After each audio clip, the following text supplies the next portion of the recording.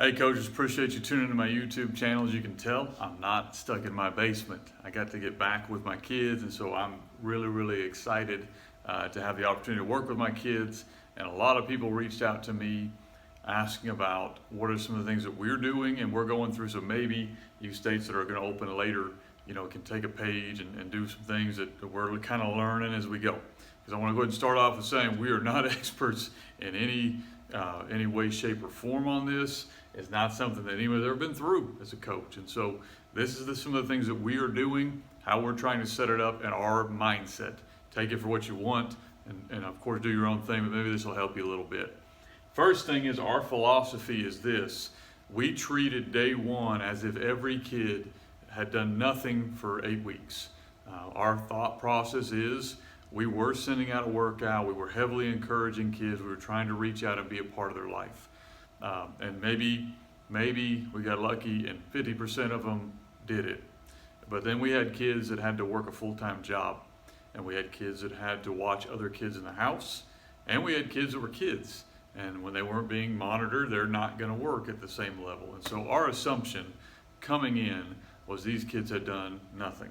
And so we were going to start and be careful with how much we put on them right off the bat.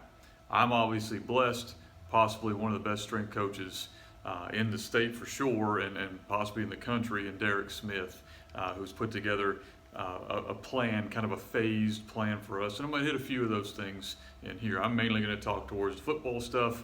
Derek's the expert, and I'm smart enough to know that when guys are smarter than me, to get out of the way and let him do his deal. But our philosophy was they had done nothing. Okay. Our overall schedule, we've kind of set into weeks for the month of June. In the state of Arkansas, as of now, we have dead weeks basically running June 20th in that range through the 4th of July, which I think is a great deal. I hope that the state keeps it. No one is asking me what my opinion is, because I think kids need to have the ability to be kids. And so I'm a big fan of it. I don't know if we're going to keep it or not. As of right now, it's in place. So we operated on a 3-week principle in the month of June, and then we operated on a 4-week principle in the month of July, and then of course when you get in August, you're at basically 4 weeks there. So that was kind of our overall philosophy, overall schedule. Our goal the month of June was simply to try to get our kids back acclimated to being outside and being active, and that's week 1. So week 1, we've got them set up, and I'll walk through that, where everything's outside and we're not touching a weight and we're not touching a ball. We felt it was important to at least spend the first week, and we're only going 3 days this first week, to try to get our kids acclimated to what's going on outside and get them active. So Derek put together a really good workout where essentially everything was body weight, a lot of movement, trying to get them moving around and getting them back. Well, that's week 1 for us. That's the entire goal. That's it. Week 2 for us, we'll start implementing a little bit of football, a little bit of weight training, although it'll still be lighter than we would like it to be. And then the football stuff, I'll kind of walk through some of the things we're going to try to do here in a minute. And then week 3 for us would be, now we may actually get into more of a normal-ish, but we're still not going to try to get all the way to where we were with weightlifting, and then again a little more football.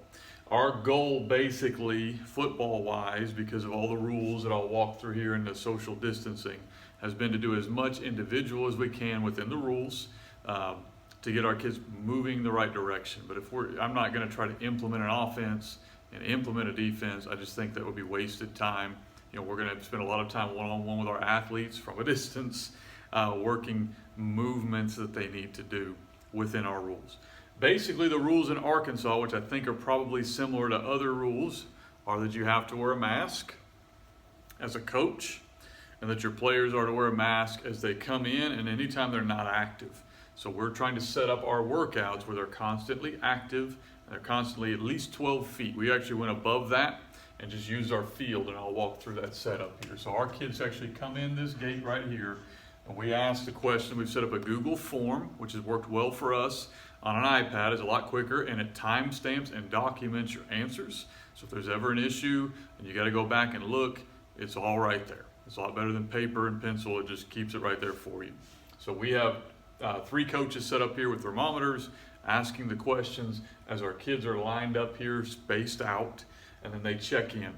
And then we've set up our field just using the natural markers on the field. We have the numbers, okay, the hashes. We are putting our kids in lines of 4, 5 yards apart. And so we'll have a kid here in the corner, a kid on the hash, a kid on the hash, a kid there.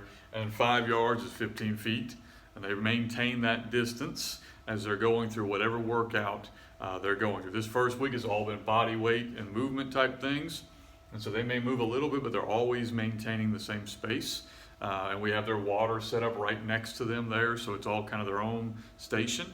Next week, we'll be taking equipment out there that the kid will use the same equipment, and we'll rotate days on what they do. So instead of setting up a workout where a kid does this lift, this lift, this lift, and he's touching multiple things of equipment because we have to clean it, we're setting up where the kid will use the same implement. Maybe that's a kettlebell or a dumbbell or a barbell, and they'll do one on Monday, one on Wednesday, one on Friday. And then Derek, again, he's the expert. If you don't follow him on Twitter, I would do that at D Smith. Look him up. He's a great guy. And he can go into a lot more details of that than I will. But that's basically our idea, is to limit how much stuff we're touching. And then, of course, you've got to sanitize everything down. Our goal on the field is 45 minutes, which gives us 15 minutes to get the next group in. So our kids will enter, do whatever workout, and then they'll exit out another gate, because we've sectioned our team into 2 groups. And then we want every sport to have the opportunity to work with Derek. And so we have 5 or 6 different time periods where kids are coming on. So they enter and they exit, which keeps them away from congregating, get documented here. That's roughly how we're set up week 1. Week 2, we will start doing different issues. And so essentially our kids will come in here, they'll do their workout, and then we are going to section off this half of the field for them to move down, and we're going to put them in 3 groups. Skill, big skill, linebacker, tight end type guys, and then linemen. And they'll be in smaller groups doing position-specific drills that they can do without touching anybody or being near anybody. For us, a lot of pull kick footwork, a lot of plus drill. You can't use any equipment in Arkansas. And then our skill kids be working routes on air or with cones or using hurdles and things they're not going to touch, okay, where our quarterbacks will be working footwork drills. And then we'll rotate them to where we're working a defensive agility drill. Defense is a lot tougher to try to practice when you can't touch anybody.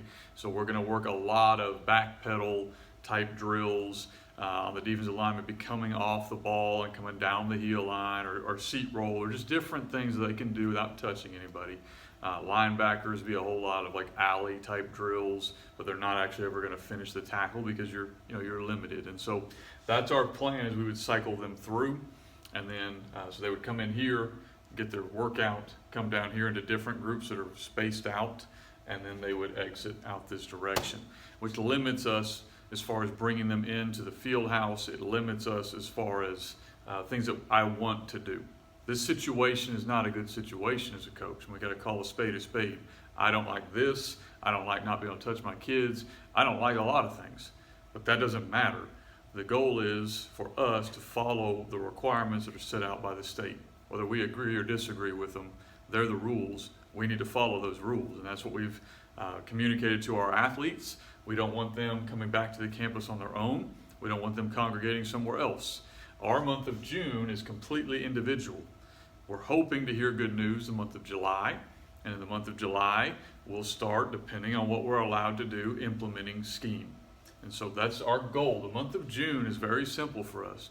We want to get our kids acclimated, get them relatively back to where we can get them.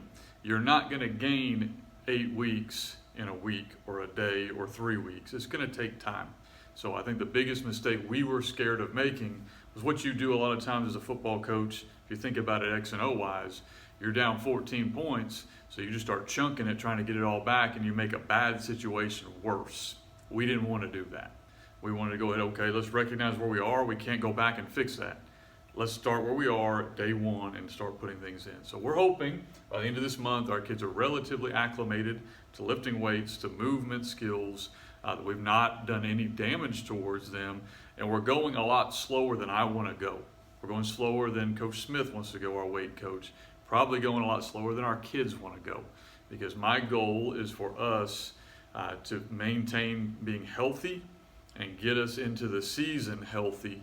And so it takes a little bit of time to kind of backtrack and look at where we want to be month of July, month of August, month of September, and then ultimately you want to be playing your best football in October, November. And so don't jump off the cliff right here and kill your kids and set yourself back from where you want to get. So that's our goal. I don't know if I can help you guys that are in other states or even in the state of Arkansas. Main things I would say are this: follow whatever rules are set out.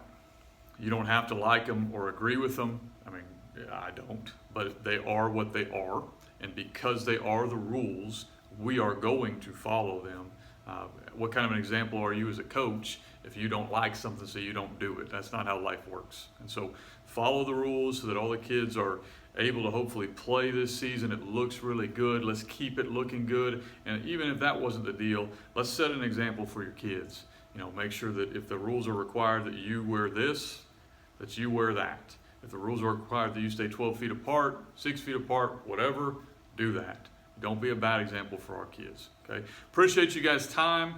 I may do a couple more of these as we gain more experience and share some of this worked and this didn't work, but I know you guys are excited about getting back with your kids, and Derek and I don't mind kind of documenting what we're doing that maybe will help you guys as we try to get back to football season. Thank you.